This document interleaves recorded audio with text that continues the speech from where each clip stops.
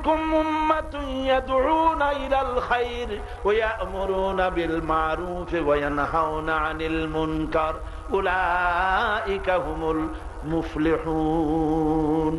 তোমাদের মধ্যে এরকমের দল থাকতেই হবে যারা নাকি ভালো কাজের আদেশ করবে, নেক কাজের আদেশ করবে, অন্যায় কাজের প্রতিরোধ করবে। আর এটা যারা করবে উলাইকা হুমুল মুফলিহুন, তারাই কামিয়াব হবে। সুবহানাল্লাহ, ওরাই কামিয়াব হবে। তাহলে আমরা বুঝলাম এই কাজটি কোন কাজটি বলেন তো? সৎ কাজের আদেশ, অন্যায় কাজের নিষেধ। এই কাজটির দায়িত্ব ব্যক্তির, এই কাজটির দায়িত্ব উম্মতের, এই কাজের দায়িত্ব দলের। আল্লাহ বলছেন এই দায়িত্ব পালন করা, বড় রকমের এই দায়িত্ব কার্যকরী ভাবে পালন করার দায়িত্ব হচ্ছে সরকারের। এটা কার দায়িত্ব? সূরা হজ। আল্লাযীনা ইম্মাক্কান্নাহুম ফিল আরদ